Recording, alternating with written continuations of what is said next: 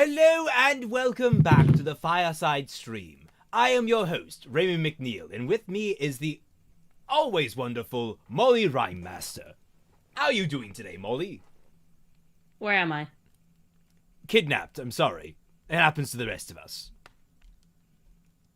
No. I hope everyone had a very good Turkey Day. For those that celebrated, of course. Which I think And of most... course, Turkey Day is followed up by Black Frog Day. We have Black Frog Day. Yeah, it's going to be a wonderful... Don't get trampled in the crowds out there. Don't catch the coof. As you can see, I'm already getting the festive cheer for the next big holiday because it's my favorite of the year. But yes, welcome back. Last time we challenged you folks to write the beginnings of stories, and we're going to be covering those today. Hopefully, we get some good submissions here. While people are still kind of pouring in, Mollie, what would you say is the most important element of the opening of a story? Kind of the same thing that comprises a lot of other really strong facets of the thing, which is the human aspect, where you should be concerned with the person in the scenario and not necessarily... Like, nobody wants to read a story and open it up and it says, like, the year is 1782, and we are in a small town known as Pleasantville, where there's 5 streets crossing through the main part of the town and 10 streets. Like, nobody wants... You want to read about what's happening to the individual so that you kind of get a better feeling for what's going on there. I would add to that less about the individual. Actually, I think it's more about my importance is about gripping the audience, and the way you do that is numerous. I had a book that I started with some exposition. I'm not really big on exposition, but like the idea was it was setting up where the world was. And while I'm planning to go back to this book, and I might actually scrap that, I was actually pretty happy with how it was basically just going over the chronology of events that led up to where we are today, because those events were interesting to hear about. Or at least I tried to make them interesting to hear about. I've been told they were interesting to hear about, so I assume they were. Basically, what I find most important is the opening needs to have a strong, gripping moment. It needs to have something that snags the reader. But it's how that moment is like how you make a moment gripping.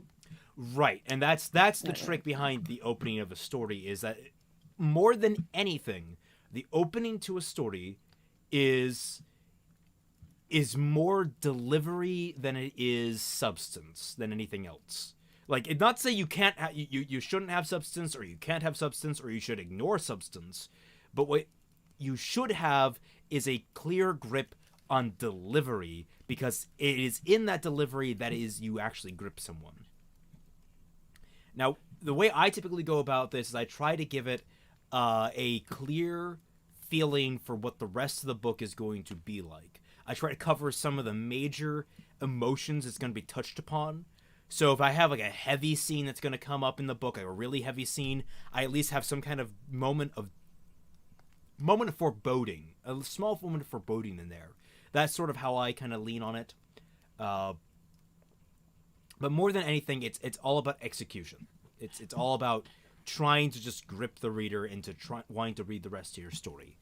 A good method of that, one of my favorites, is in medias res. I actually really enjoy in medias res.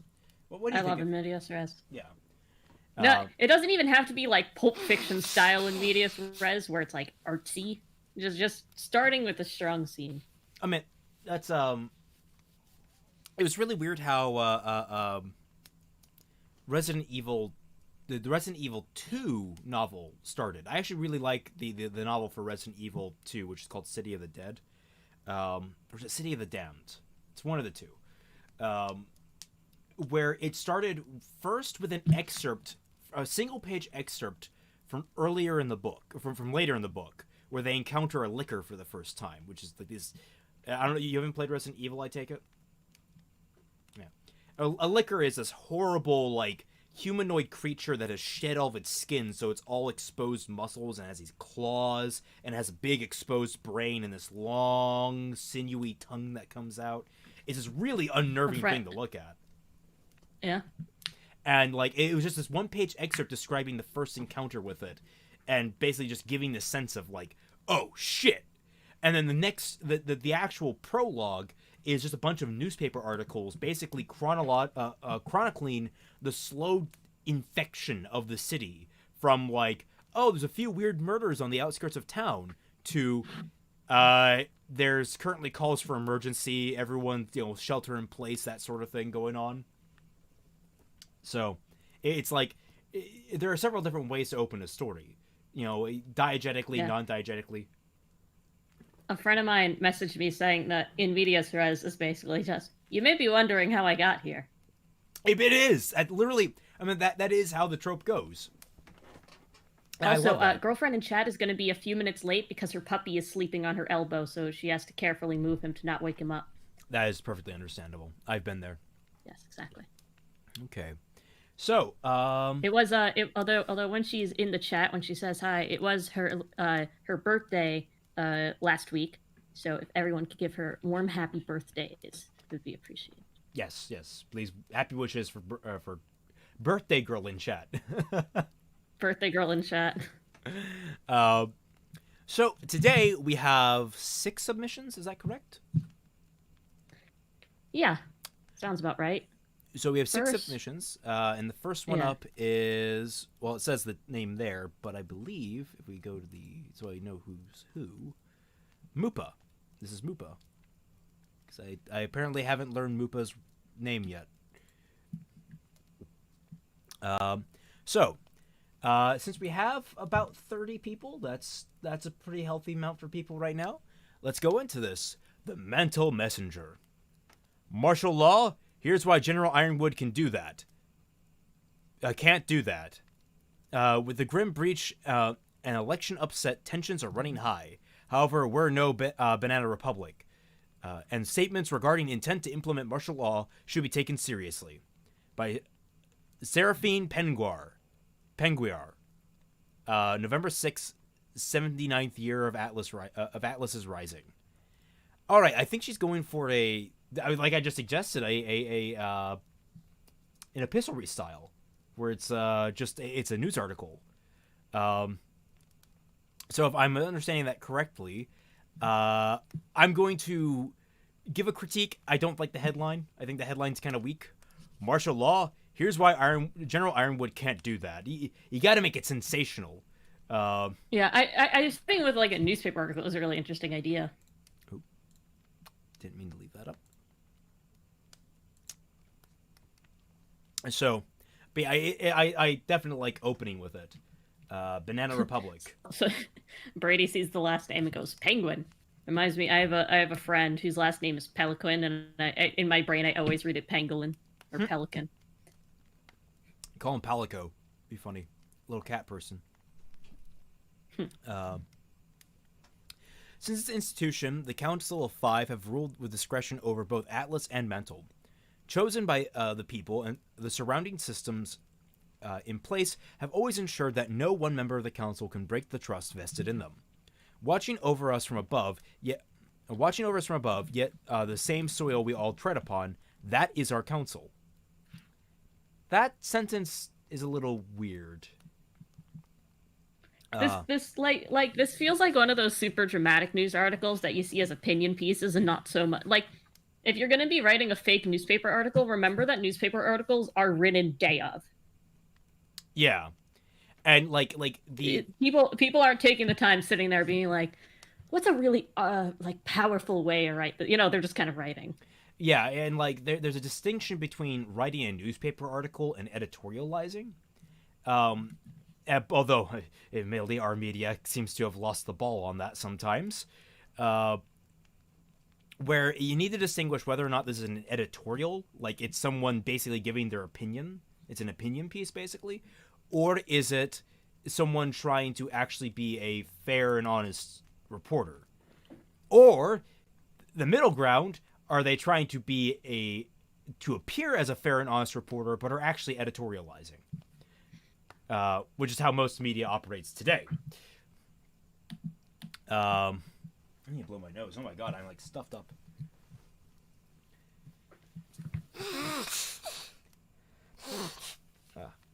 feel like I have something like jammed in my sinuses in the back of my throat. We're getting Thanksgiving sick. I hope not. Uh. So let me read that. Just remind the people and surrounding systems in place have always endured what no member of the council can.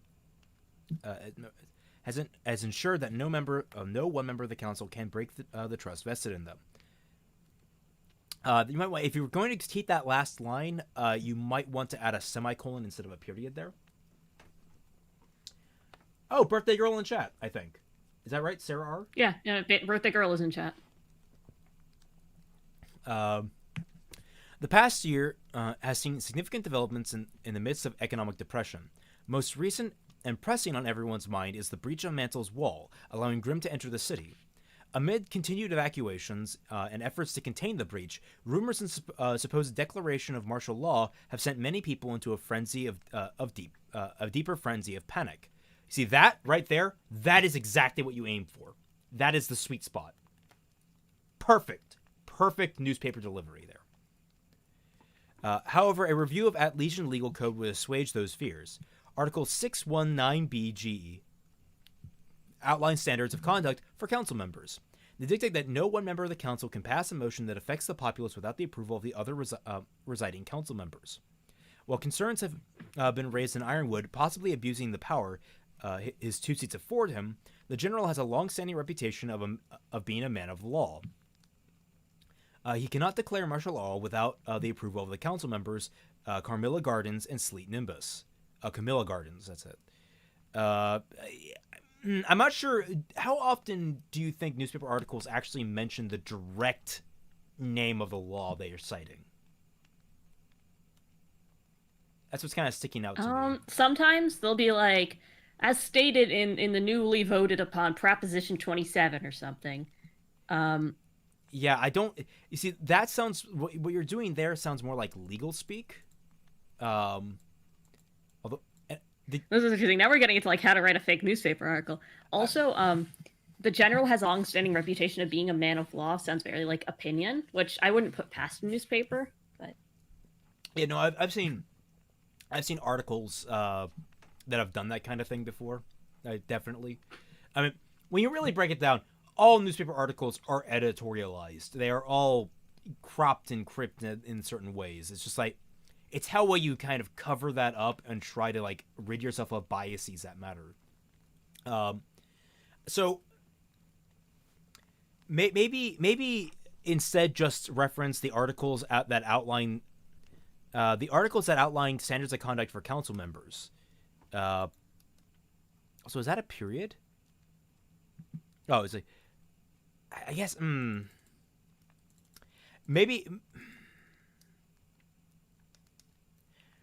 Maybe you want to fold that into the next sentence, like not have articles whatever, but like the articles outlining standards of conduct for council members dictate that no one member of the council can pass a motion that affects the populace without the approval of the residing council members. Like that works way better as a newspaper article. We attempted to reach out to Camilla and Sleet for comment, but they were both away from home. I don't want not away from home, unreachable at the time.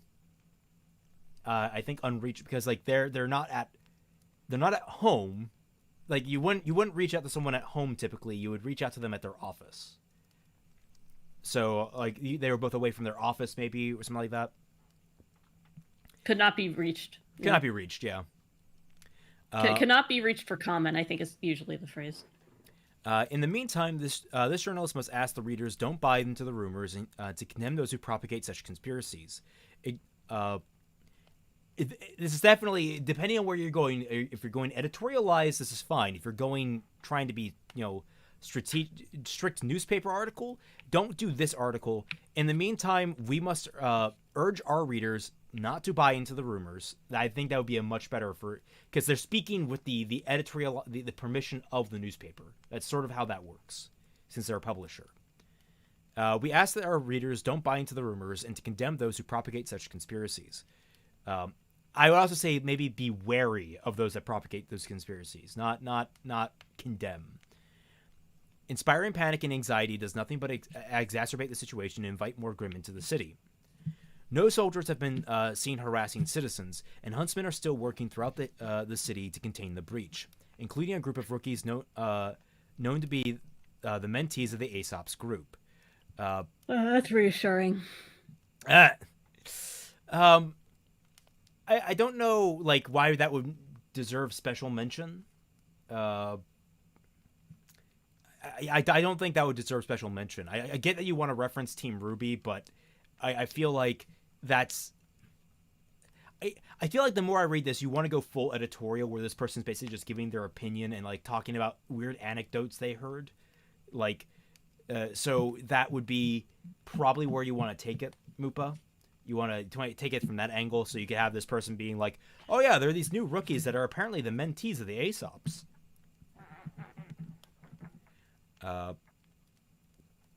Let's see. Oh, Tiny Marn. Or is it Tiny Weiss and Small Marn? Did we decide? Mini Marn. Tiny Weiss and Mini Marn. That's it. All we have to do as citizens is to remain calm and follow the directions for evacuation. Despite appearances, Ironwood could never declare martial law and force his will on the citizenry. That's what the council is for. Edit. It has been revealed in an official statement that the councilman Sleet is dead. Our deepest condolences to the Nimbus family. That could work. I kind of like that you wanted to have that edit at the end. I don't know how to integrate that smoothly. I guess it's supposed to be jarring. I don't know. I think it works, but also like I think you might need more on there, like word on how his seat will be filled is to be determined, that kind of thing. So, I think so far, I think this is great. This is a great little thing. It's rough around the edges because I don't know if you didn't really choose which direction you wanted to take it between being a news article and being an editorial. But the concept of it being a news article is a really cool one. One of my favorite things, I just love epistle rewriting. It's one of my favorites. Yeah. I like, it's kind of like a mixed media form of writing. Yeah, okay, let me see. There we go. Okay, so this next one is from Apocalyptic Chaos. Just making sure I have the name right. Apocalyptic Chaos gives us the Ruby Frostbite Challenge. Okay. I can already see one issue with this. Molly, do you want to tell me what issue there is without even looking at the actual words themselves? Hold on, let me open this. Should have all of them open. Is it the fact it's a Word doc that I have to open on a separate window in my computer? No. Actually, I can just share you what I have here. That's okay, I'm opening it. Okay. It's just gonna take a second. Oh my gosh. They kept the Huns out of China with this thing. Yes, okay, so first rule of an opening. You do not want to intimidate the reader. That is the last thing you want to do. It's the reason why Faulkner is very hard to get into. You open his book, and you encounter a sentence that is a page and a half long. This is intimidating to any reader, any casual reader, and even to some more moderate level readers. This is not. It's imposing. So it's formatting is going to be page very breaks important. Are your friend. Yes, paragraphs are your friends. That's what I meant. Like paragraph break. The enter key is your friend. Behold, I will now modify this slightly, and it is immediately a little bit better because now there's an indent. I'm looking at like the writing that I have in another tab, and I don't think there's a single thing on here that goes on for more than like 3 lines of like page. It's before there's a paragraph break. All right, so here we go. Here we go. Well, let's get into the actual meat of it. But first thing you need to learn, formatting, my friend. Formatting. The writhing mass of black skin and red muscle bounded through the skies, blotting out the stars as it cut through the clouds. Okay, good imagery. Neo looked in shock and awe. Did Grimm ever get that big? How could something so large even float? The airship felt small in comparison. You're missing a comma there. A thin skin of aluminum between them and this leviathan of the sky. She shivered as she... Nope. Get rid of that comma. It should be a period, capital She. She shivered as she realized they'd have to approach even closer. Unenthused, Cinder looked out the window. Cinder needs to be capitalized. It's nice that I can edit this on the fly so you can see, yeah. How it's... I think we'll do a paragraph break here with unenthused. What do you think? I see. Unenthused, Cinder looked out the window. Unenthused, comma, Cinder, yeah. Paragraph break there. Unenthused, comma. Cinder looked out the window, paying little mind to the massive Grimm. Hold on. The commenter, now Wayne, is right. Mantle News would just say, Ironwood is a fascist, Grimm-loving, emotional tyrant. More at 7. Emotionless, sorry. But yeah, I think that would be really funny, actually, if you open it with, like, this unbelievably biased news article. Yeah, and then, like, you could actually have, like, shades of gray for all the characters instead of blatantly painting the guy trying to do the most good in the setting right now as the bad guy.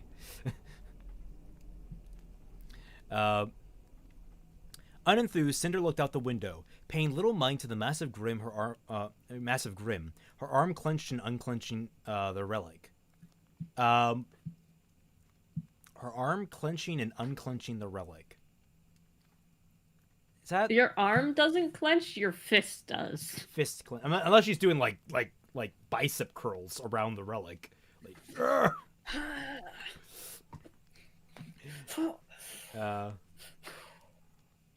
so yes. That's like your arm clenching, but her fist clenching and unclenching fist. Donald Trump would like to know your location. Adjusting the mirror, she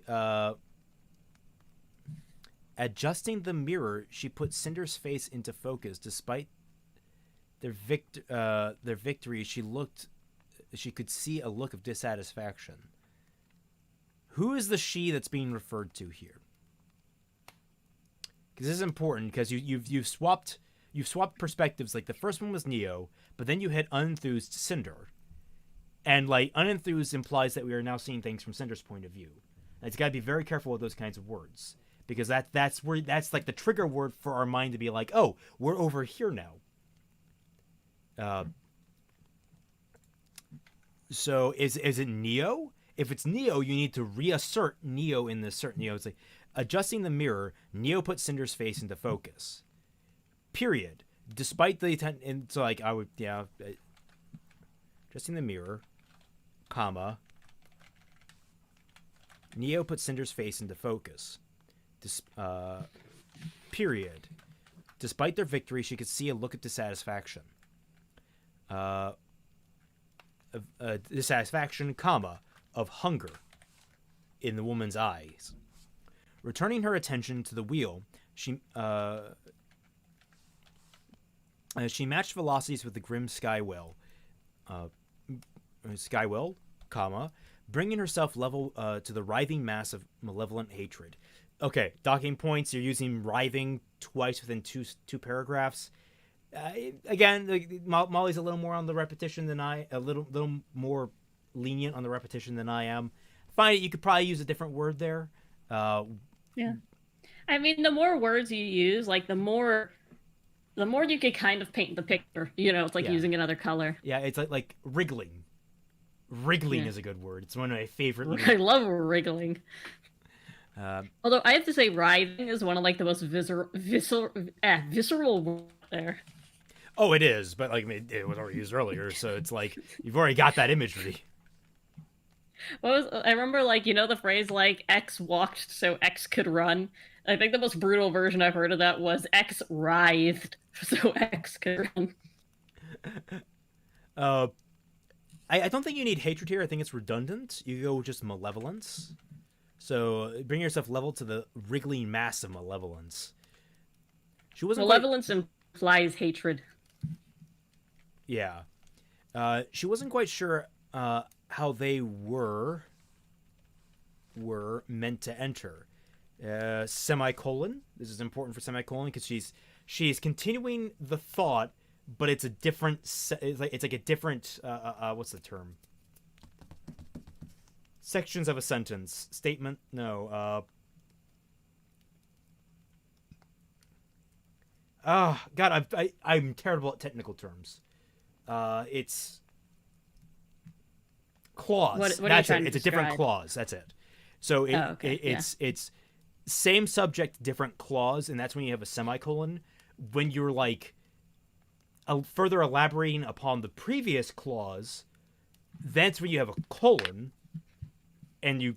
So it's like basically this is linking two different clauses together that are similar in message. That's what semicolon is typically for. She wasn't quite sure how they were meant to enter. Semicolons are a tough one.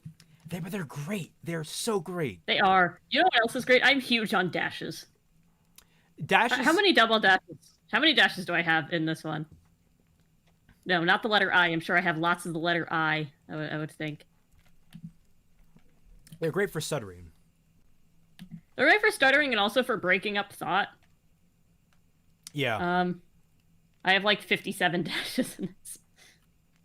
It's not as if there were any clear landing PAs. Pads. I think you meant pads. Oh. However, it wasn't as if she could just ask the bitch for directions.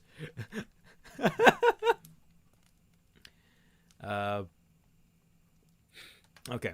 She glanced back to Cinder. Right, that was funny. Cinder, absent-mindedly clawing marks into the window. Into the window. Yeah, thank you. Correction. I read over that. Walked so Y could rhyme. How does Celtic drink all that regular Pepsi and not gain any weight? I actually count my calories. There's a great. Let's do an ad plug, shall we? I use this great app called Lose It. If I can. Camera, work with me here. That was a good app.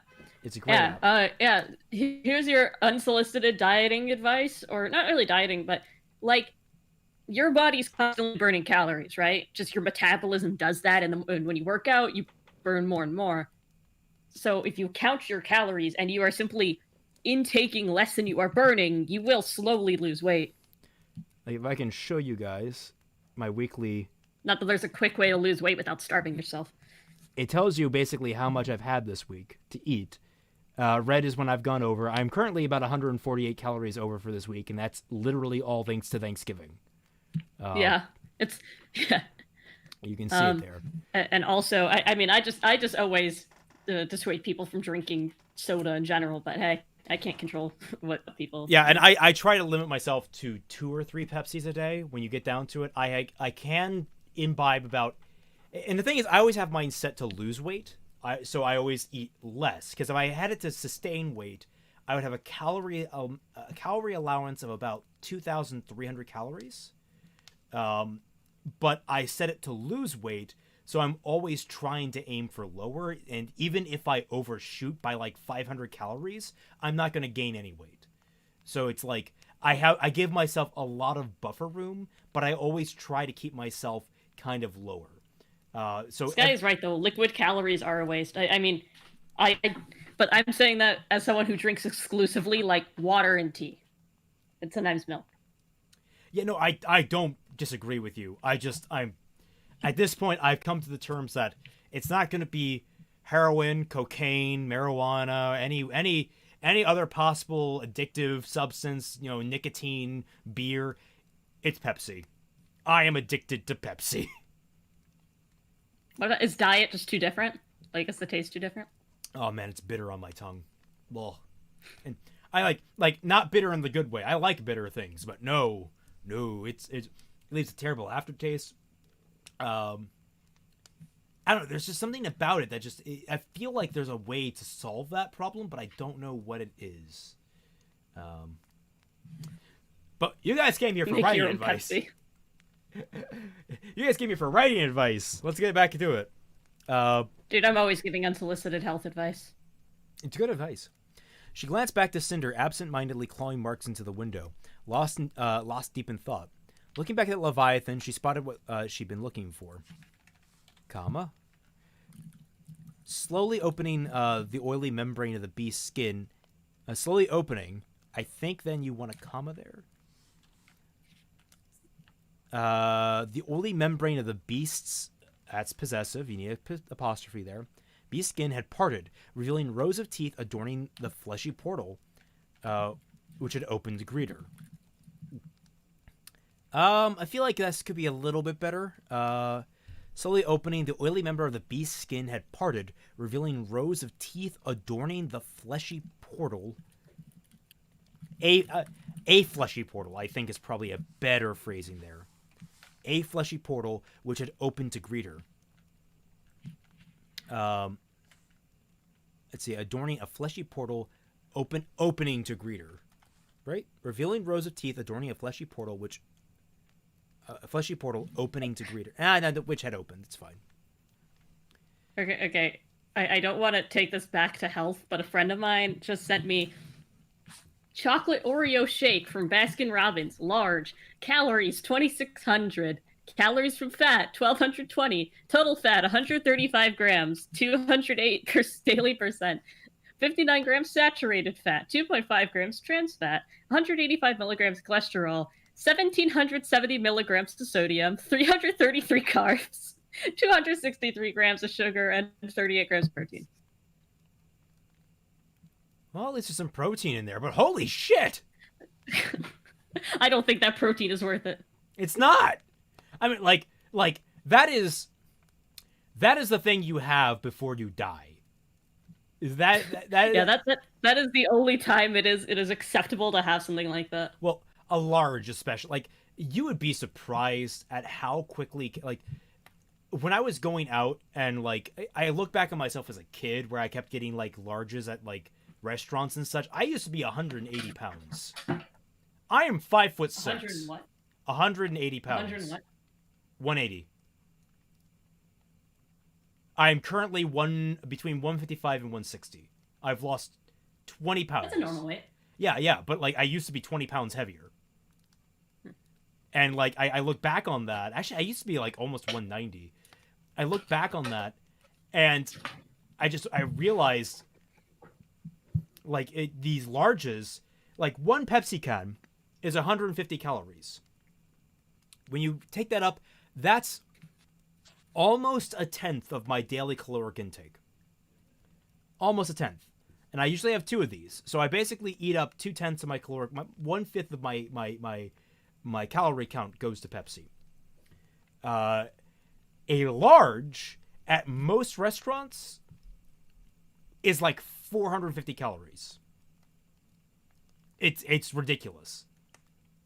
Oh, someone asked if I'm in the Discord. I've decided to, for mental health reasons, take a small break from the Discord. I don't know when I'll be back. Probably after I'm done with my semester.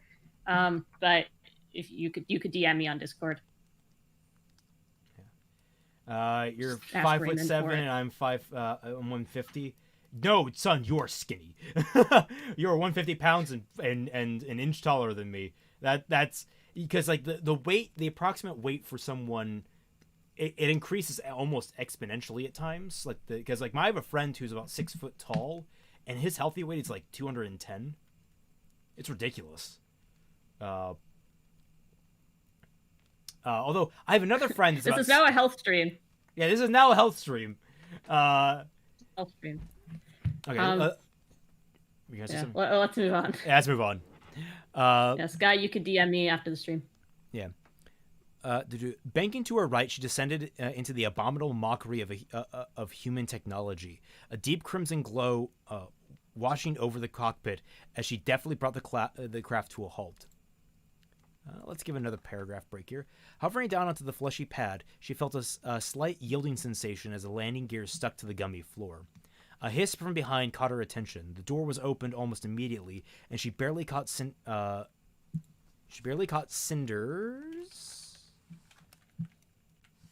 back as she exited the craft. Disentangling herself from the cramped cockpit, she followed suit after her companion. Setting foot onto the bio ship, Neo looked around at what seemed to be a vast hall or fleshy chamber. She shuddered slightly as it reminded her of what a stomach looked like. You want a period there. She shuddered slightly as it reminded her of what a stomach looked like and what fate had befallen ... Okay, using smart ellipsis use there. For the extreme intimidation of the text, this isn't poorly written. Like the grammar's off and the formatting's off. Yeah, there's a few. It needs some work, needs a little TLC, but what's here incredibly workable.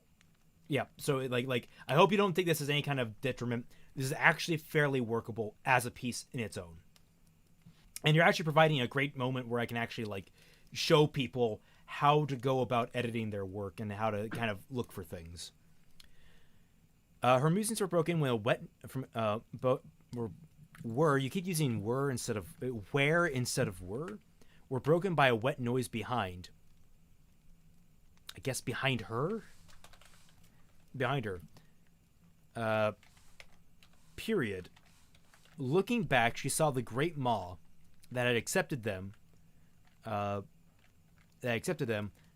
Was now closing.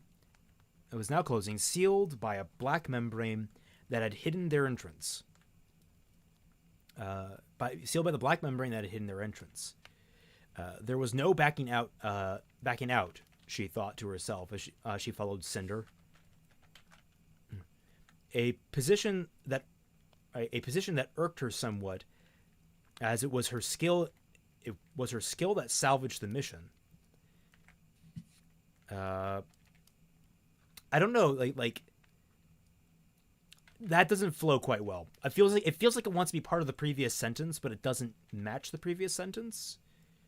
Like there was no backing out, she thought to herself as she followed Cinder. A position that, I guess maybe a semicolon would work there.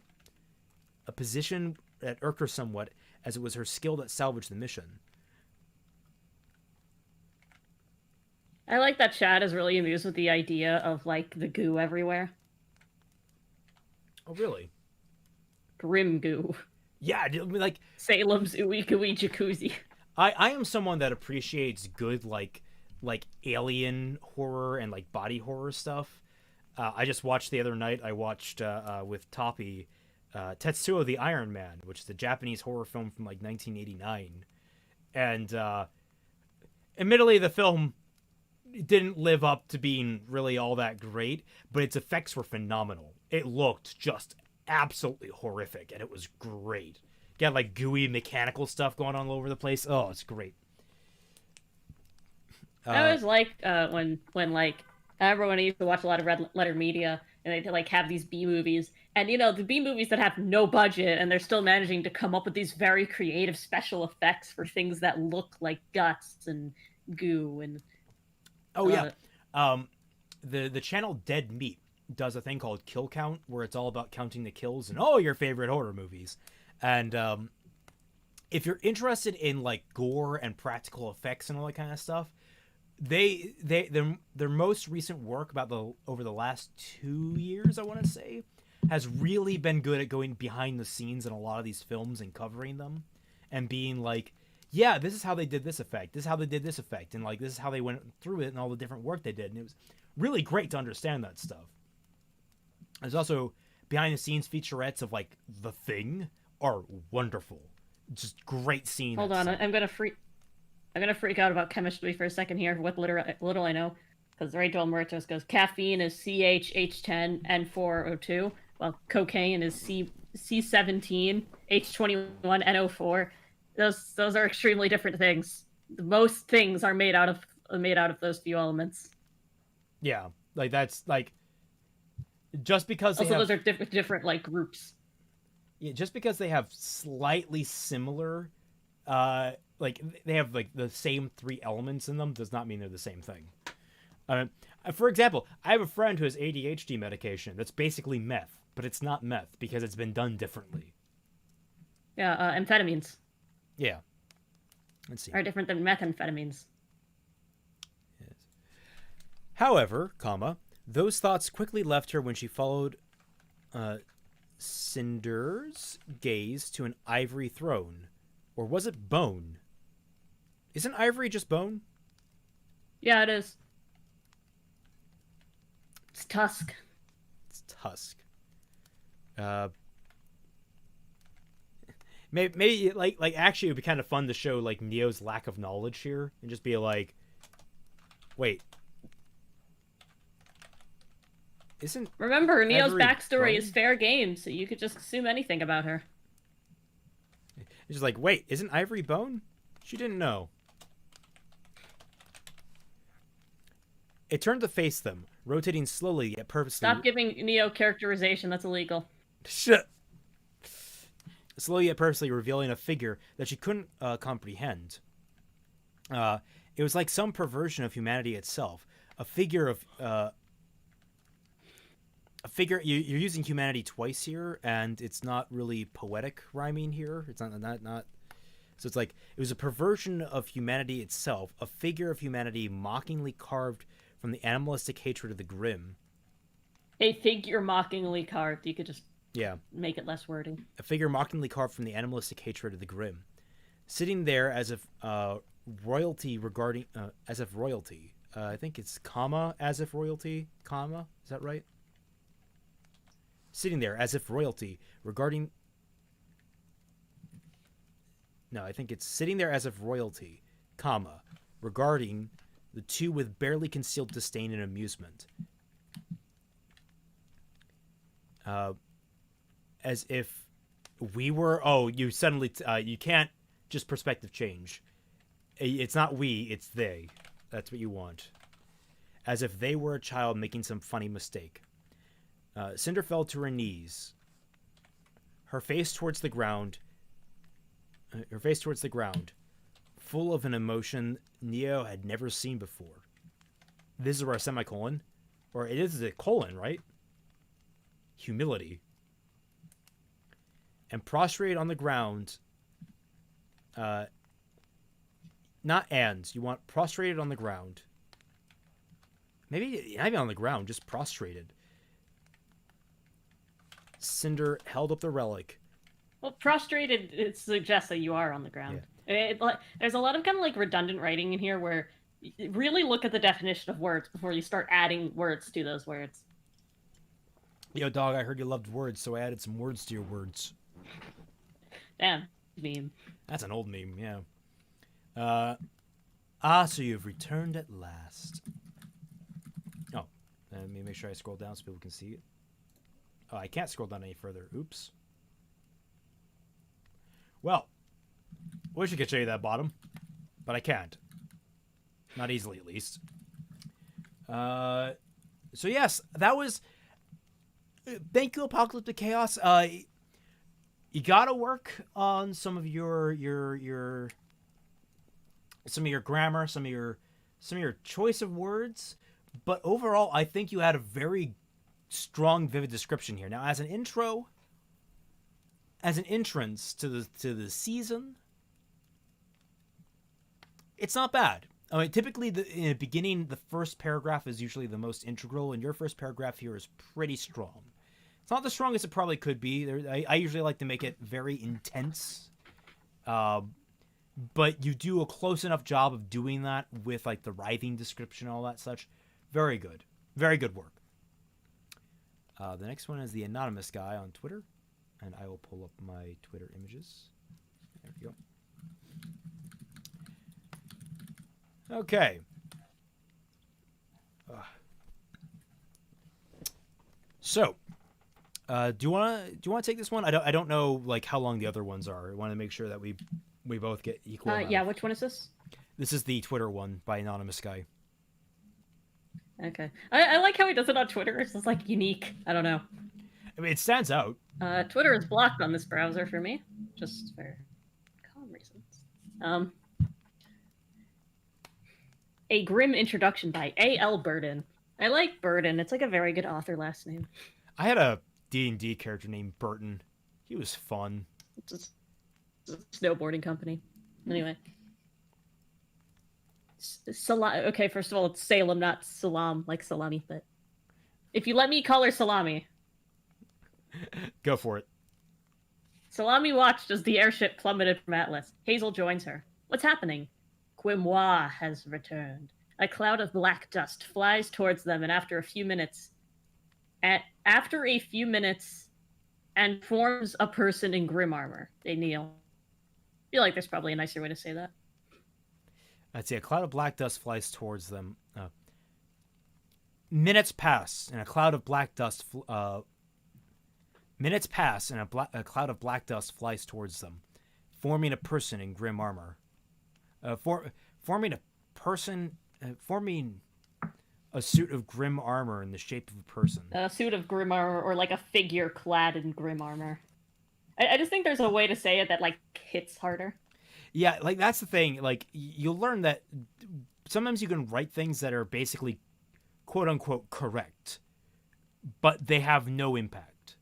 So like a person in grim armor is just sort of like, oh, he is a person and he is wearing grim armor. It's like, okay. Meanwhile, it's like the shadows melted away. Peeling back over sinuous bone and intricately carved red cracks. The wisps of blackness formed intricate fingers and toes, and like you can go into like how it's just like it. You can describe how it forms into a person, and that gets people involved. You know, and at the end, the grim knight stood. Something like that. You okay there, Molly? Yeah, I'm just a little. You know when people start typing that like a fucking like 14-year-old Tumblr user way, but they're like grown adults. Yeah. Guys, don't talk. Never do that. And if you know someone who does that, just get away. If you can backslap them, do in Minecraft. In Minecraft. We do not advocate violence on this channel. Anyway. Welcome back, Grimoire. How did it go? Grimoire presented her bloody sword. Excellent. I like that as an opening concept that like again you're like in media res, something has happened and now we're getting the aftermath of it. Yeah, it's always I always find that very because like, oh, what the hell's going on there? I had a Ruby story that I wanted to do for. I think I mentioned this a couple of times before that I've wanted to do a Ruby spin-off if I ever got onto the actual show proper. And the opening scene I had planned for that was something that would never actually come up until like season 3 of the story or book 3 or whatever it was going to be. But the opening scene was 2 guys in armor, very like kind of disguised armor, in the middle of sort of like a desolate plain, and they're walking through the remnants of a battle. And at the very end of the battle, at the very end of the battlefield, there's just this mound where all of Team Ruby and Juniper's weapons have been stacked and piled, and like or like stabbed into the ground, whatever, basically implying a burial mound. And the characters just briefly like look at each other, throw Crescent Rose onto the pile, and then walk away. And I'm just like, I wanted to kind of like, wait, well, what the hell? Is all Team Ruby dead? What's going on here? And you wouldn't find out what the hell was going on there for like another 2 or 3, books type deal. Like it would basically like build to that point. Yeah. But anonymous guy said it was his autocorrect. It autocorrected it to salam, like the Arabic word for hello. Yeah, like autocorrect is only your friend if it's things that are basically Not a normal, real. that are real. If they're not real, you're gonna have to add them to your dictionary, or otherwise just ignore them. Live with the But squiggles. I love when I'm writing Three Houses fan fiction. I just get to see all the ways that Edelgard gets fucked up by spell check. Oh God, that I hate that name so much. Edelgard is such a Edelgard. stupid name. It's a real name. That's the weird part.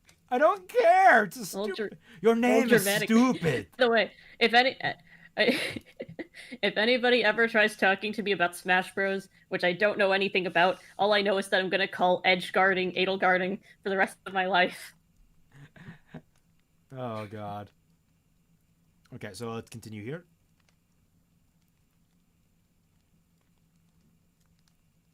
All right. Yang and the others huddled together in the airship as Maria flew toward Mistral. Hey, John, Maria called. Come, or hey, John, Maria called. Come look at this. I don't know how she talks. I don't listen to anything she says. She talks sort of Yang like a gives them normal a- old lady. Oh, I'm an old lady. Yang gives them a quick glance before returning her attention to Blake. A moment later, I missed a period is missed, but the capital's there. That's interesting. She hears glass shuddering and sees a woman dressed in grim-like armor land in front of her. All at once, the team descended on their attacker as she unsheathed her sword. She blocks a strike from Ren as she kicked Yang away. I think that could be more intense. This is very quickly becoming hard to follow. Yeah. She's thrown off with ease. There's a lot of like the subject verb object thing going on here. Yeah. Yeah. Oh God. So I like this first part, but it's the second part that's not really gripping because I just don't really know what's happening. Yeah. You fight scenes. Did we already do fight scene choreography? I think that was one of our subjects, wasn't it? It was the John Wick one that we came up from Frontier. Was writing a fight scene. The textbook fight scene. Yeah, the fight scenes are very difficult to get right because you're trying to basically depict a space and make sure the reader knows where everyone is at any one given time. And it's very difficult to convey that. Right here, I have no idea what even the area looks like. Like, I have no concept of what the inside of this thing looks like beyond what I know from the show itself. If I were reading this raw, I would have no idea what's going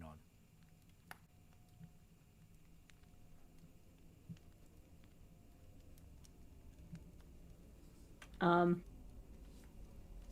Let's see. So there's the fight.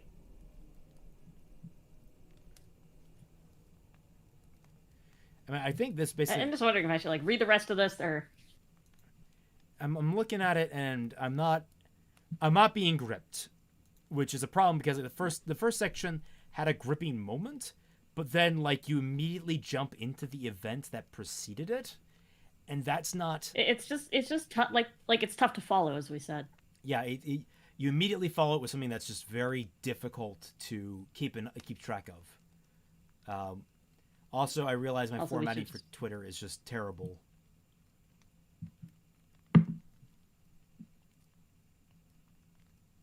I unfortunately had to cut a really good joke due to the word count.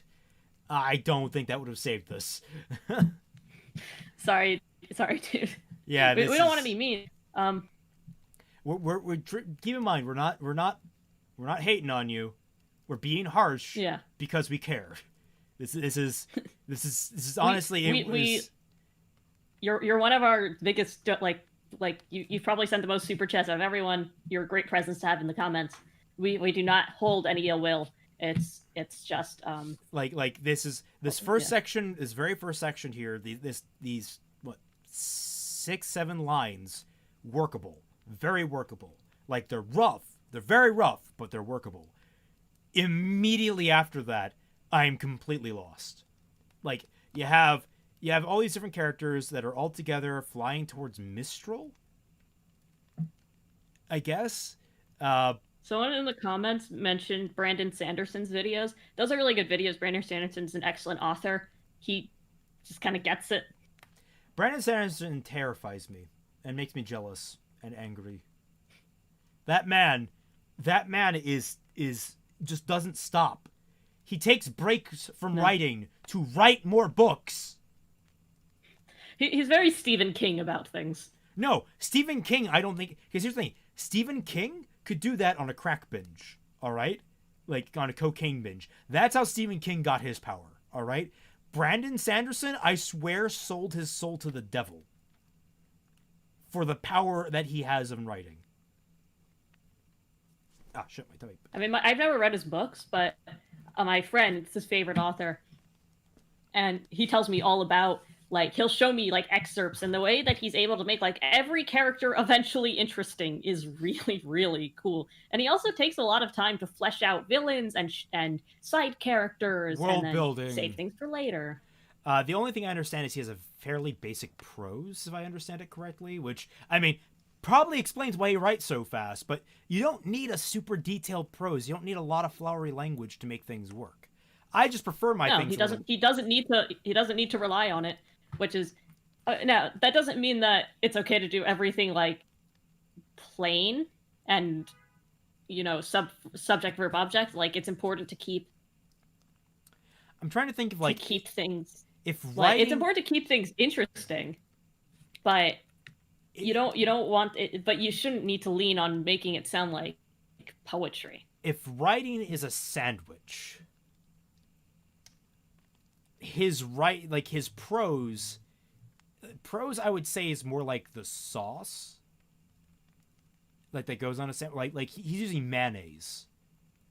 Very basic, but it's effective. It oils the sandwich properly.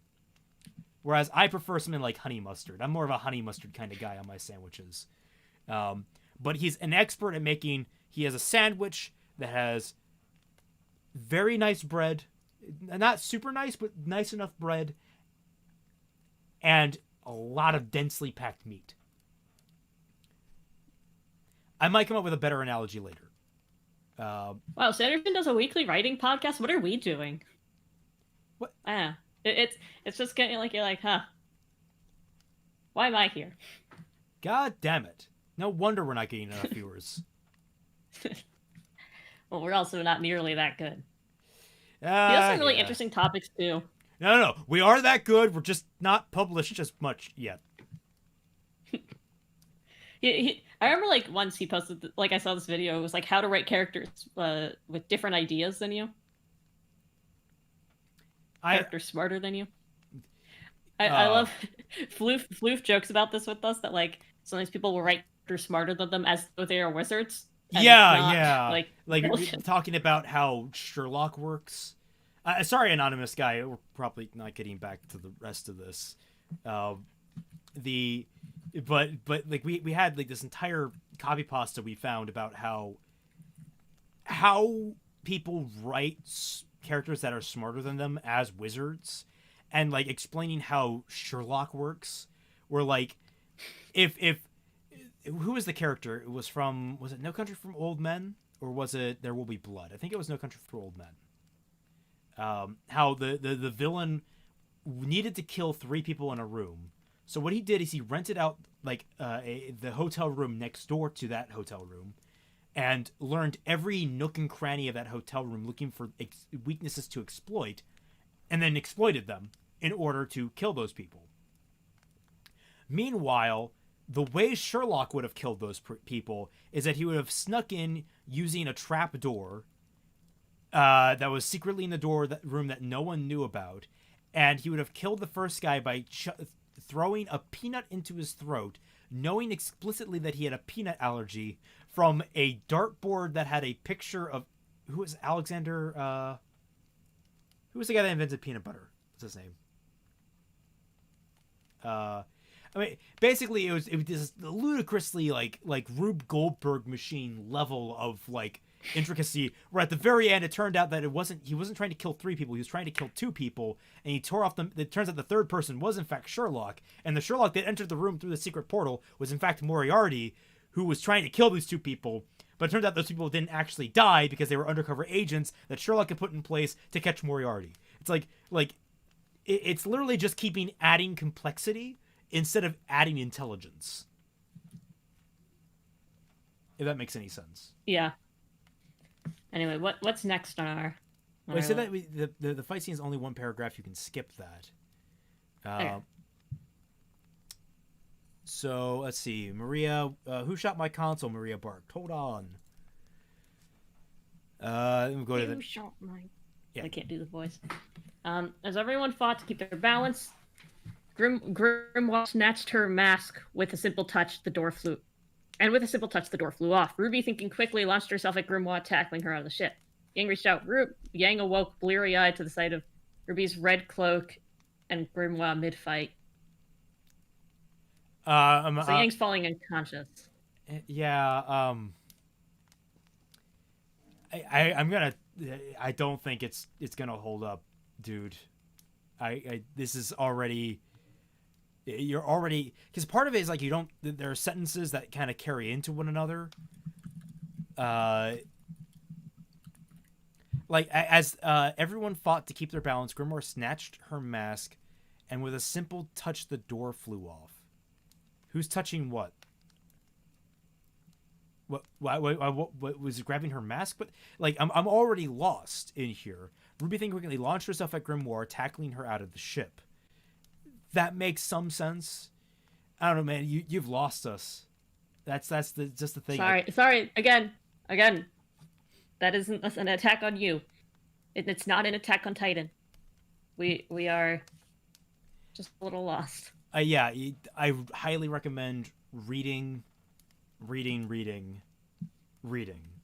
and please keep submitting to us, because like I would love to see this, and then I would love to see something later on where you just blow us out of the water, where like, oh my god, you've improved so much, and I've seen that happen, and it's incredible when it happens, nice. And I want that for you.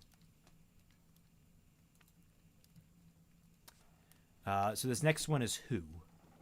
Who is it? Serox. Serox. Oh, I need to adjust back to doc capture. Okay. Should I or should you? This is not a Shingeki no Kyojin.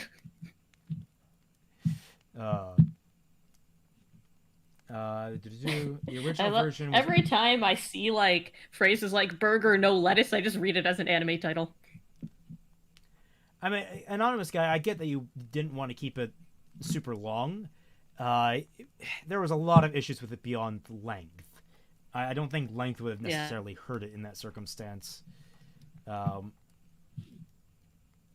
guy, I'll be back. I have to do something real quick. Okay, well, go take care of your thing. That's fine. Okay, so we have this from Serox, Revenant, Chapter 1, Incarnation. So, you want me to read this? I can take it?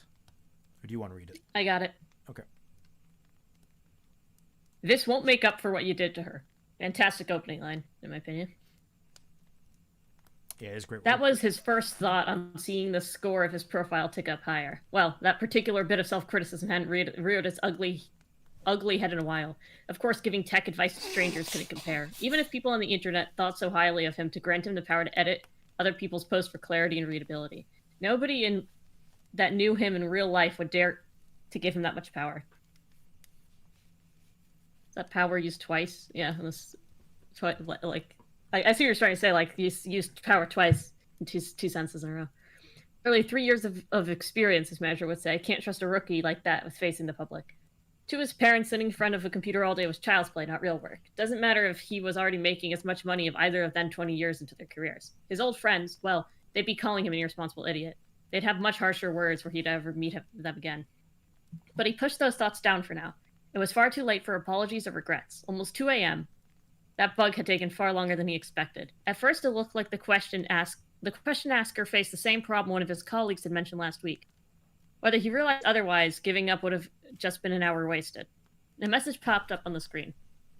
Just a quick thank you notice, but it still put a smile on his face. He got more appreciation during 2 months on the site than ever in his job. Maybe he'd apply at smaller companies where he'd have more contact with the clients. Interesting. So is he like a hacker? Is that what it is? Maybe. This is it's got me intrigued. That's one way to get people gripped is to intrigue them. It's just be like, Fair warning, English isn't my native language. Dude, English isn't your native language? this is pretty good. Yeah. Where are you from, by the way? Um, Thoughts for tomorrow. He extended his hunched over back and yawned, tired and clumsy as he almost threw the dinner plate off his desk in doing so. It shouldn't be in that spot, but he'd have to clean it and the other pile before putting it in the cupboard. He couldn't afford to push sleep back even further and not like it would stand out in the mess that was his apartment. I think that could be cleaned up a little. Yeah, Like it's just a little bit awkward, but it feels like you could have a the couple imagery's commas, good. couple semicolons in there. It feels like you could like thoughts for tomorrow. He extended his hunched over back and yawned. Uh, yeah, tired and clumsy. It shouldn't be in that spot. No, I think it. Yeah, I think you're right. A little bit of cleaning, but overall it's good. Yeah.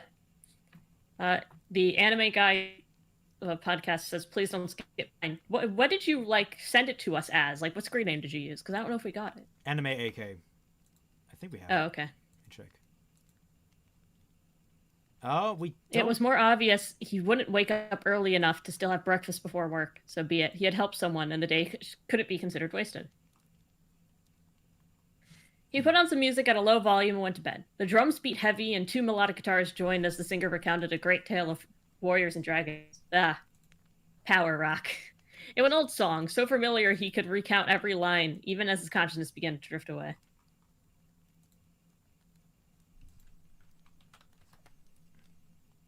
He was looking forward to the band's new album at the end of the year, a concept album telling yet another epic fantasy tale. Far too many of those in the genre, but people still bought them, and he was no different. The next song played by another band, but of the same subject. The drums thrashed more aggressively than before as the choir lamented lives lost in war. They sang of dark clouds swallowing the sky and the stench of fire in the air. Yeah, power metal. All right, there we go. Fighter Sergeant to Battle. What is that series? They did like the Bifrost Express and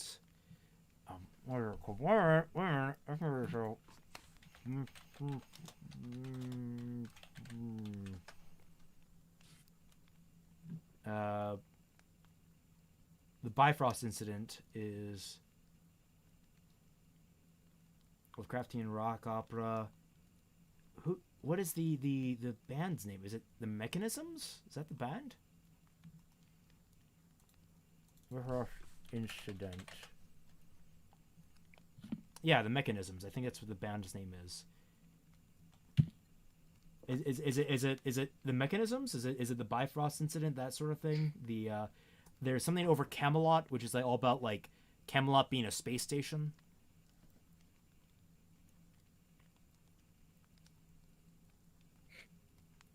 Okay. Oh, we'll continue, please. I didn't Anyway. interrupt. Fighters charged into battle, and his heart beat faster with every step. Guitars howled, and steel clashed on steel. He cut down foe after foe as the taste of iron gathered on his tongue. There seemed to be no end to them. Where were the relief forces? The mercenary felt so tired, but he pushed on regardless. For the first time in this pathetic life of his, there was something beyond gold and glory, a family, a purpose.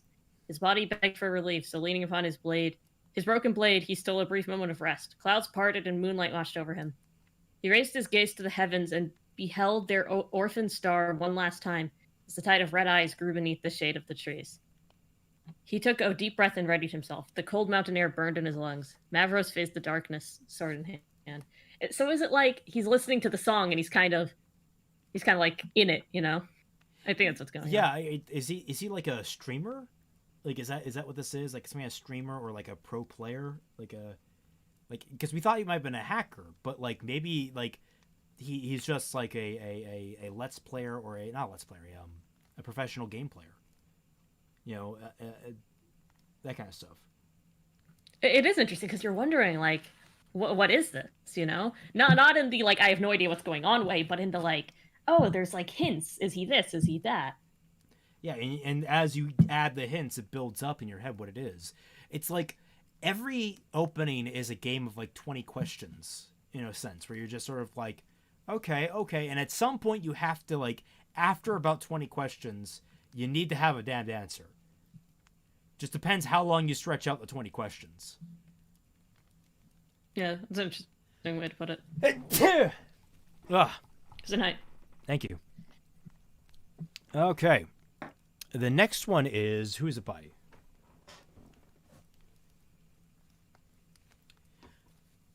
I'm asking you because I need to blow my nose. It's a Ruby fanfic, and the MC is getting isekai'd into Remnant. That is not what I was going to guess, but okay. Okay, yeah, that's... Huh. All right, well, I mean, it was interesting.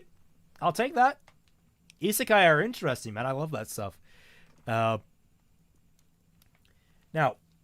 this is from William Wimser, also known as Frontier, who has done wonderful work in the past. So let's just jump into this. Let's not dump into this. Behold Atlas, the greatest kingdom in all the world. An epitaph for Mantle, author unknown. You probably could start with a stronger quote. Feels like you could make that a little more poetic. I always find like poetic quotes to be more interesting. I like it in the context that it's a very simple thing, but then an epitaph for Mantle, like that is the interesting part. That is an interesting part. For those of you who don't know, an epitaph is a how is it an epitaph described? Well, an epitaph is two things. One, it's a nickname, but then it's also like something you put on a gravestone. Yeah. So you don't need to answer the 20 questions. Do a World of Remnant 3 seasons in. Yes, great writing advice, Jay. Oh Lord. The what was I going to say with it is the epitaph for Mantle. Oh yeah, something catchy at the beginning is always good, like rip and tear until it is done. Like the opening for frickin' Doom Eternal is amazing. I like to the point where I actually don't care that they don't explain how you got where you are after the first after Doom 2016. Like that is an impressive opening. Okay. We are JoJo fans. We know what an epitaph is. No, you don't. Stop. I don't have anything against JoJo. I do. I listen to a lot of classic rock, and you guys have ruined the comments in all of them. Every single one I look at, it could be like some obscure like Billy Joel song, and they're like, "This reminds me of King Crimson." Oh Lord.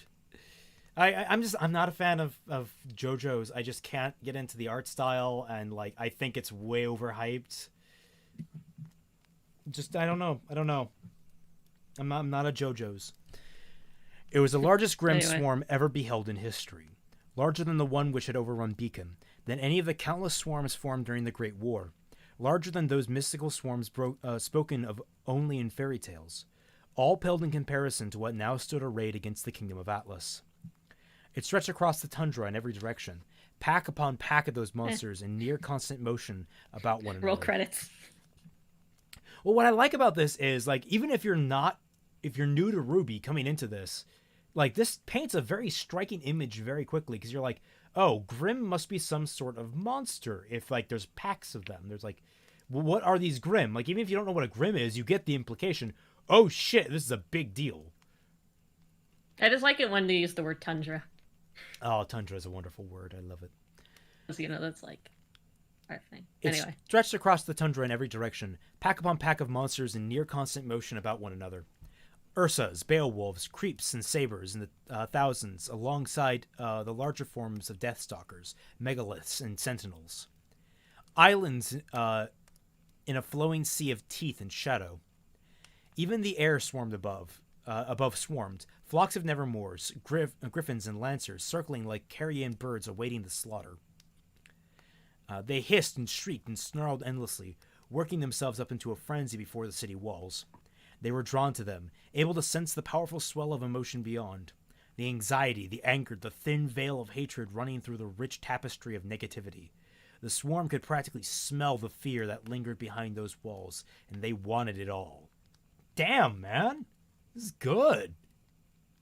Indeed, the defenders stood upon the bulwark. Were afraid, but not one of these. Not of these creatures.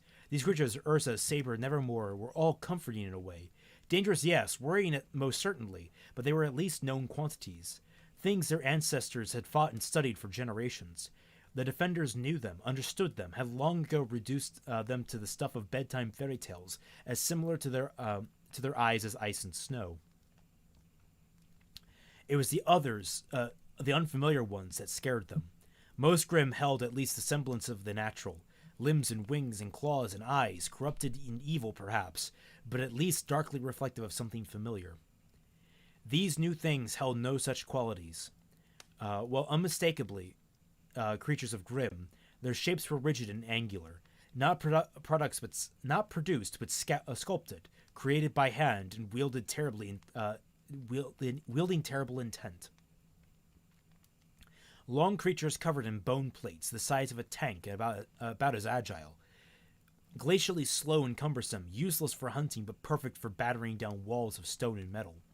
Abominations of melded spikes, tendrils, faces, and shadow, smashed together at random, lacking the elegance but brimming with violence and brutality, just barely held in check. Rail-thin creatures of bone and sinew that folded back on themselves into snarls of razors and thorns, snapping and screeching. We don't use the word sinew enough. It's a great word. No one dared guess what they were for. Silent things hidden deep in the swarm, things that could almost pass for human in the instant before they struck. High above sat the greatest and most terrible of them all, an enormous beast that rivaled Atlas itself in scale, wreathed in an unnatural shroud of black and seething red. Hidden within the storm, its true form could only be glimpsed pieces. A broken mosaic of god, monster, and legend. It was a sight unfathomable, like a dream or a nightmare, or indeed like a fairy tale. The ancient tale of vast forces of darkness gathering to devour those few forces of light and good with the courage to stand up to them. An old tale, among the very oldest, one in which those behind the wall took some comfort. After all, everyone knew that fairy tales always ended happily ever after. Frontier, how do you do this, man? Why are you writing to us? Publish some books. If you've already published, tell us what you've written, man. This is like if we were holding a weightlifting class and this dude just comes in here and benches 220 and leaves. No, he benches the bench. It's not that heavy. With the weights on it. Oh, yeah, the whole thing. Yeah, sure. That's not only impressive from a strength perspective, but from the fact he could balance it. Yeah. I have literally only one complaint, which is that it doesn't feel like an opening, because it ends with N. Yeah, it feels more like a short story.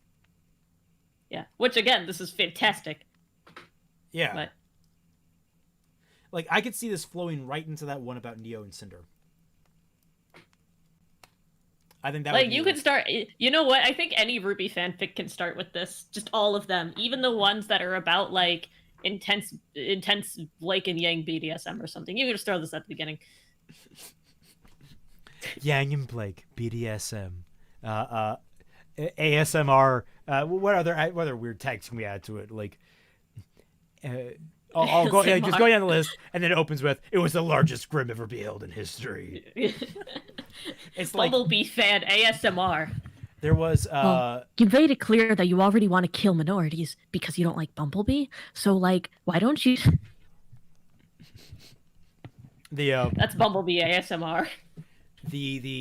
There was a guy that I can't remember his channel. I actually think he's actually kind of annoying, but he did trying to explain the entire storyline of Kingdom Hearts, but he also did one where it's the horror writer who tried to become a romance writer, and he wrote the Death Blimp and Death Blimp 2, where it was this evil blimp that was sentient and killed people, and he was getting through his steamy romantic moment, and then halfway through it's just and then crashing through the wall was Death Blimp Jr. coming to slaughter them all. Just it was just the guy couldn't help himself.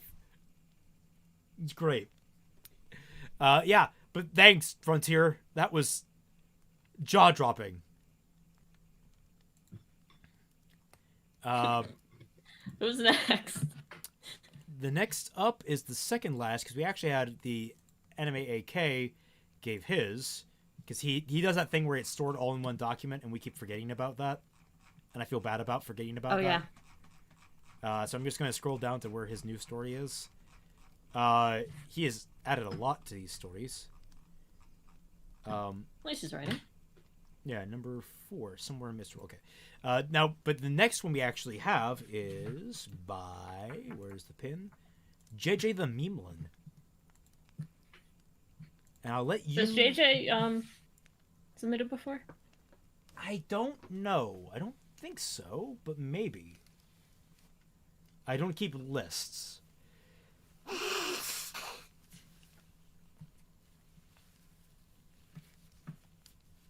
Okay. See, a large teenager shoved a boy roughly... Actually, hold on a second.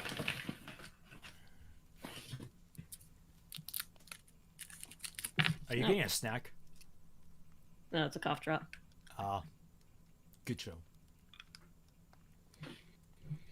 A large teenager shoved a boy roughly against the brick and mortar of the alleyway building. Already going to stop you there for the starting thing. A good place not to start is to describe someone. Like, especially if it's a very bland description. A large teenager. Oh, wow. He is so big. Look at that large teenager. No enthusiasm. Like, if you wanted to say... You could say, like, hulking. Well, no, it's like... I try to start in, like, in an immediacy sense. So, like, a large teenager shoved... Just say that this person was shoved against it, or try and tell it from their perspective. Who is more interesting to tell the perspective from? So, he was shoved against the wall. So, just starting out with, like, his back hit the wall.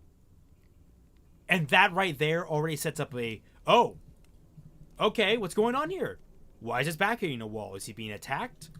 Is he running from something? He's scrambling at it? Like, what's going on?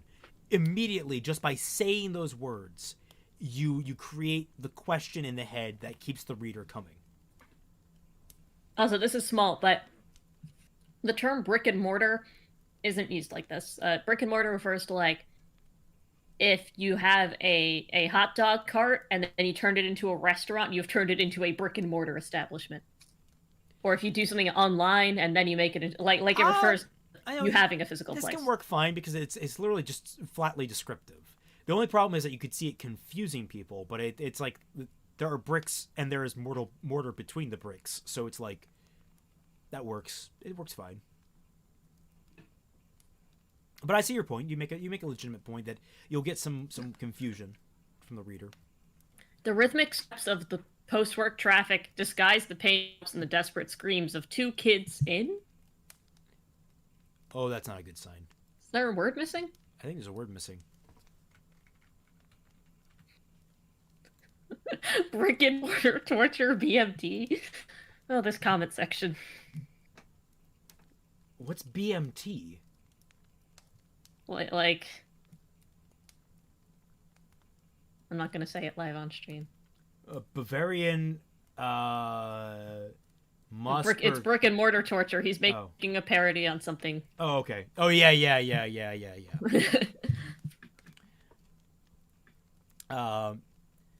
Come on, man, fight back, I guess. All right, let's continue.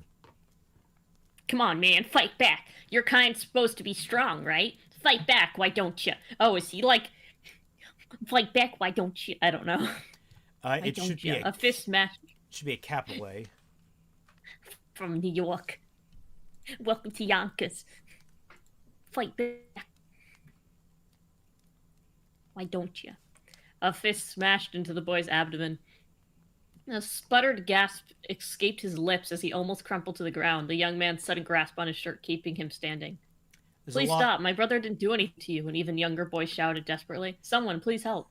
His cries were trampled out, but... There's a lot of, what was he? Noun, verb, object?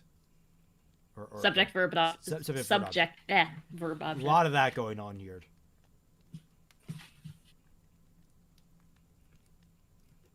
You all right there? You just chilling back with Tiny Weiss and Minimorn? I'm just chilling back. His Please. cries were trampled out by the noise of the busy streets. The few onlookers who heard him only gave passing glances to the scuffle, all of them keeping on their way. The two other teenagers tightened their grip on the young boy as he struggled to race towards his brother's side. It's the New York accent. Sage. Yeah, guys, it's Sage. The big one sighed. Bumping into me and not even giving me a full apology is enough for me. Turned his attention back to the kid he had pinned to the wall. Plus, I don't need a reason to beat you two tattooed freaks into the dirt anyway. Now come on and give me a fight, else I'll start beating on your baby bro over there. You don't want me to do that, do ya? Yeah. So, I mean, like already, I'm not super invested. I don't feel super invested in this. How are you feeling, Molly? I mean, not like I don't know what's special about this scene. Obviously, there's a dude beating two boys, but like a bully and kid situation. But like I don't have a reason to care about what's going on. Yeah, and I get the feeling because it's a vigilante that there's going to be someone that jumps in to save them. I get that's how it's going to be. So I'm not entirely sure. I'm not entirely sure how this works out. It's weak from a concept standing, in that it doesn't feel like there's much punch to what's happening. Ironically, there's a lot of punches being thrown, not a lot of them landing. And honestly, starting with someone getting mugged or attacked is a fairly weak way to introduce a character. You're jumping into the action, but I also don't know who's like important in this. Yeah, because like jumping straight into the action helps when you have a very clear perspective that it's written from. So I don't know how to exactly. I'm at the big one's side. I'm gonna try and read ahead a little bit here. Crouch trembled in the street of young lookers heard him. Big one's side bumping into me. Guess we're really out of hand. I'll beat your ass from here. The mines if you touch them. Pig face piece of dog crap. Let's see if you can runt.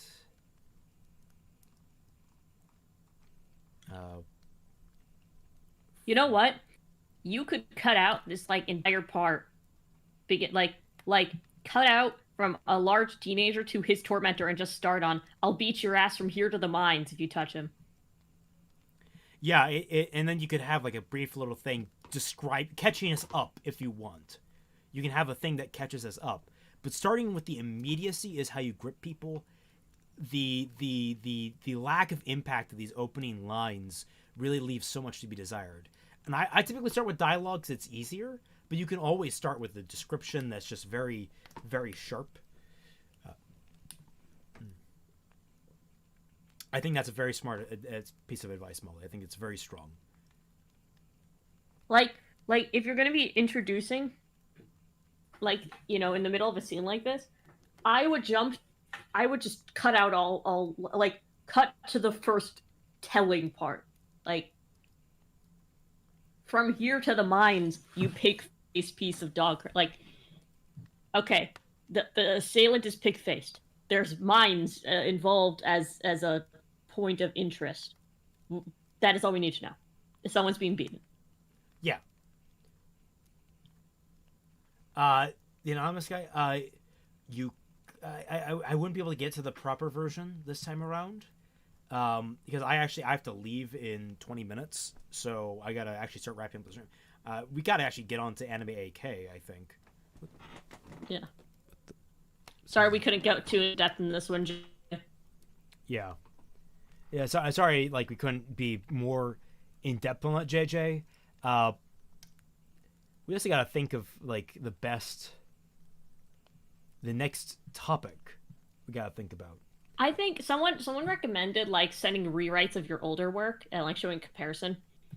I think J like that would sate JJ and also just give people a nice opportunity to show us if they how they've improved from the first submissions. Yeah, this would be this week we'll do the redraft challenge, where you redraft something that you've written previously, and you send it to us for examination, and we'll basically tell you where you've improved, where you might have slipped up still.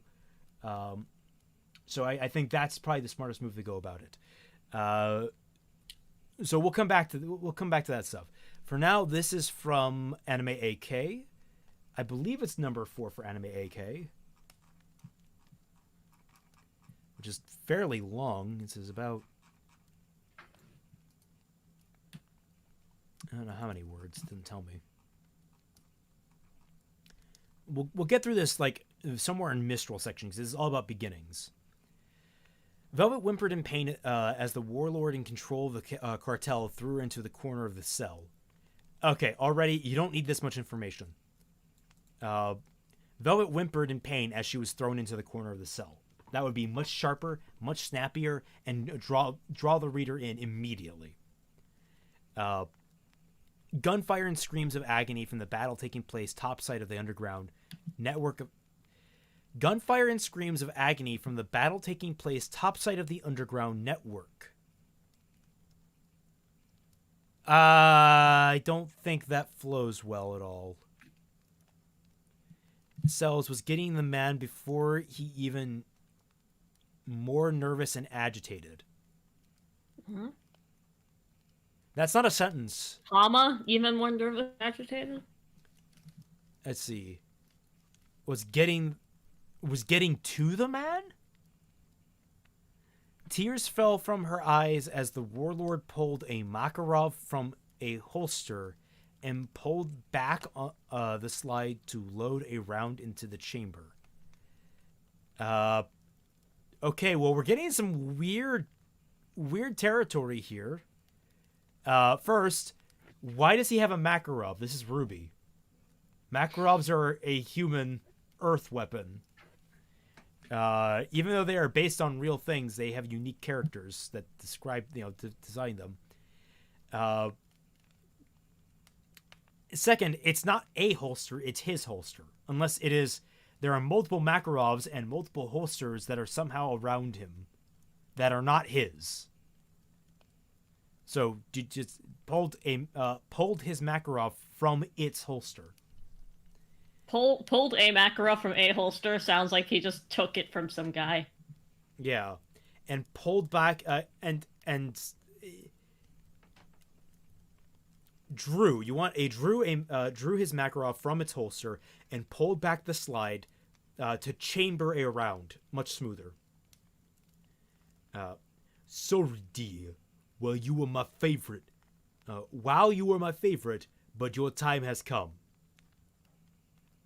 Okay, I'm giving you the benefit of the doubt this warlord doesn't speak proper English.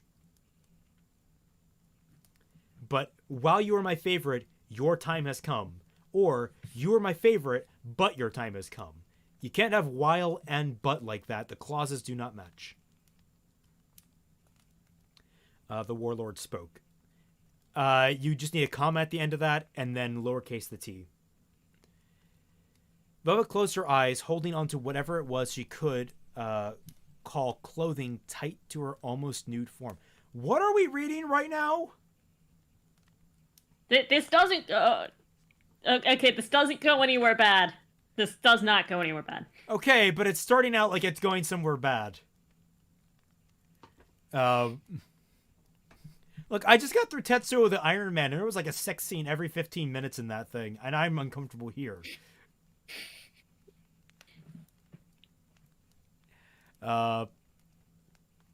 Hoping that the bullet would grant her a quick death and to breathe into breath. I get breath and breathe confused. That's breathe, right? Breathe. Hoping the bullet would grant her a quick death and to breathe freedom in the afterlife. it's following on. It's like supposed to be like one of those staggered sentences where it's like it's Velvet's thoughts and she's saying it in like a staggered way where it's like hoping that the bullet would grant her a quick death. Then you want to delete that and you put a period to breathe freedom in the afterlife once he pulled the trigger, or maybe like a comma to breathe freedom in the afterlife once he pulled the trigger. Like the and it doesn't work there. It doesn't flow. But she didn't hear a gunshot. In fact, she heard the sliding of a knife instead of the hammer of the pistol striking the firing pin. You could actually, that could work really well if you just cut out that last section. But she didn't hear a gunshot. Semicolon. In fact, she heard the sliding of a knife instead of the hammer. That would just, I think, flow a lot better. The gurgling noise made her open her tear-stained eyes to see a man standing behind her captor, a knife in the warlord's throat. The knife was then removed and the warlord immediately covered the gaping hole the knife came out of. I don't know how he could. If a knife is coming in through the back of his neck, then it's come through his spine. He literally could not move his arms. He slid down the brick wall of Velvet's cell, choking on his own blood. The man who did the deed had his head follow the warlord's body as it slid against the wall. His body slumped over as he died in mere seconds due to blood loss at his carotid artery in his neck. The man turned to Velvet. We don't need to know exactly what artery got severed that caused him to die. Yeah, we've already got a pretty good description, and people know that there is important blood things in the neck. Yes. Your audience is not stupid. Yeah, the man turned to Velvet. His helmet looked like that of a knight with a glowing blue visor. But his helmet faceplate looked like it was a half skull, too. You could easily just, like his helmet... Just make it sound prettier.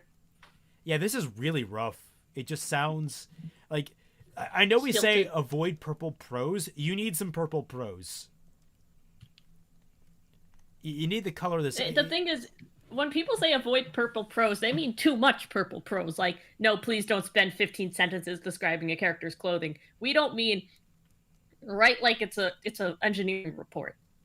What you have here is like mechanical prose, where it's very much just sort of like this did this did that. There's a lot. I think beige prose is the term. Was beige prose? Is that the term? I think there might be. I think beige prose is just very sparse writing, not like no writing, which is kind of what this is. Prose is writing style that favors brevity and simplicity. Nah, that's not it. Purple prose antonym.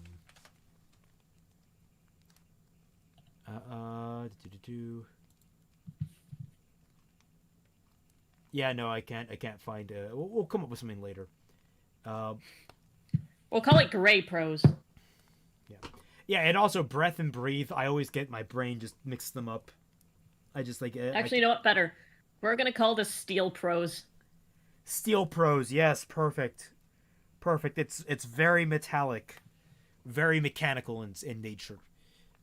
You should be writing prose that feels human. Like, you can write sparse prose. If this was sparse prose, it would be like Velvet looked up of like a blue light, like I don't even know. I can't like do it on the fly, but it would be like Velvet looked up. A soft light glue in her face. Yeah. She brushed herself up like there was blue on her. Blue light hit her face. Like, think Hemingway. Yeah. It's not like the azure blue of the knight's helmet. Like that'd be purple prose. That'd be more purpley. I'm kind of beige personally. I like it better. It just gets to the point. I mean, I like. It really depends on what I'm trying to accomplish. I like purple prose where it's appropriate. The punctuation makes you sick. Yeah, that's a critique. It is pretty rough. This is pretty rough, and sadly, I don't have a lot of time to get over more of it. Yeah, man, you gotta. Was this our last one? This was our last one, thankfully, because like I have to get going in 10 minutes here. So yeah, I don't know what advice to give. You gotta work on your prose, man. But yes, yeah. Next week we'll be covering basically resubmissions of old work that have been redrafted, new drafts and all that. Frontier, just send us something. Just send us Send anything. us something, anything. Write about a baby elephant having a nice day. There, Do it. do it. I want it. All of Frontier's work is so like intense and dark. I would love to see him write something that's just like really chill. Really chill and happy. Right about the hippo at the Cincinnati Zoo. Yeah, write about Fiona. Write about. I've been little obsessed. I've been obsessed. Fiona. Oh man, if you ever come down here, we'll hit up the zoo. Like, Nice. Yeah, because like it's wonderful, wonderful place. Oh, and especially if you come here during the holidays, we do the is it the Garden of Lights? Yeah, Zoo Lights. We do that at the Bronx Zoo. Yeah, where it's just it's beautiful. Yeah, you can still submit something for next stream. And typically what we want is redrafted after we've given our critiques. I know we've been kind of like vague now, but we're hitting up these like very abstract concepts right now. Like, how do you start a book? Well, there's a lot of ways to start a book or a story. There's a lot of ways to start them. So it's like, there's a lot of different angles you can take. And we're trying to give you the feedback you need to refine. But like, there's a lot of issues that are cropping up that are just challenge accepted. Thank you, William.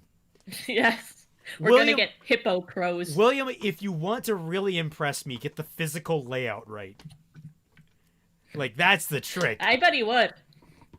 But yes, that is our challenge. Thank you all for submitting. I hope we helped you guys.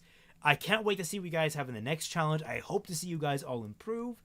And I suppose we'll catch you all. Oh, wait. Before we go, don't forget that you can talk to me, Fatman, or Dashi by donating $1 or more to Patreon and joining the Tundra Discord server, where all of us are active or regularly active, alongside the occasional Brit and the currently not there but will be there in the future, Mollie. Hi. So thank you all so much for joining us, and we'll catch you all on the flip side.